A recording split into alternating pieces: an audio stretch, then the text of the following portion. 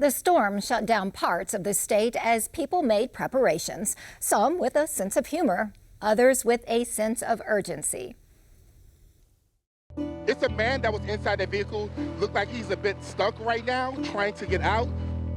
Hurricane Francine caused havoc with heavy rains, calling for a heroic rescue on live TV of this passenger trapped in floodwaters under a New Orleans overpass. As we see NOFD and firefighters now heading out into the water with a stick, but already this Good Samaritan helped to rescue this gentleman in this vehicle. Such a scary situation. We were all holding our breath. Good Samaritan Miles Crawford, an ER nurse, springs into action, grabbing a hammer from his home to bust out the truck window, saving the driver's life. In a press conference, Governor Jeff Landry recognized Crawford publicly for his heroic act.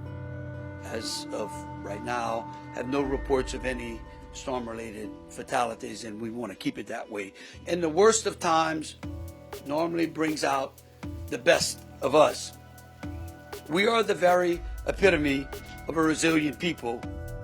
As Baton Rouge braced for impact, Hurricane Francine changed her course and headed for St. Mary and Terrebonne parishes, with Morgan City and Houma in her direct path.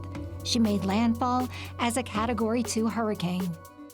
Governor Landry surveyed from a helicopter Hurricane Francine's aftermath in St. Mary, Lafourche, and Terrebonne parishes. Before the storm, the governor declared a state of emergency and received White House approval for a presidential emergency declaration, clearing the way for federal assistance requests. We'll get the money that we deserve from the federal government to help us. That's why we pay taxes. Whether it's in the form of public assistance, infrastructure repair, personal assistance, mitigation grants. I've already started talking to my colleagues. The entire congressional delegation is united on this.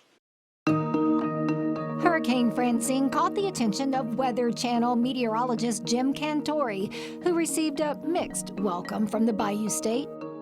All right, guys, apparently Francine's got a little fight in her this evening because we now have a Category 2 hurricane. A sign on the Lake Pontchartrain Causeway Bridge between New Orleans and Mandeville warned Cantori not to even think about coming there. Meanwhile, a coffee shop in Lafayette served up Jim Cantori cupcakes, a concoction of shrimp boil and vanilla flavors with a weathercaster's face on each.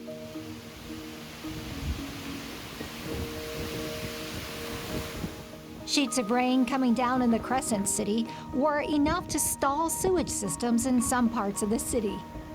Rains, particularly in the New Orleans area, in fact, on both sides of the tidal lakes, North and South Shore, were a little more significant than what we expected. Two reasons for that. One, the storm did take a slight jog to the east. Number two, it moved a little more slowly than we expected. And we also had a pretty healthy north eye wall as that system worked its way through southeastern Louisiana.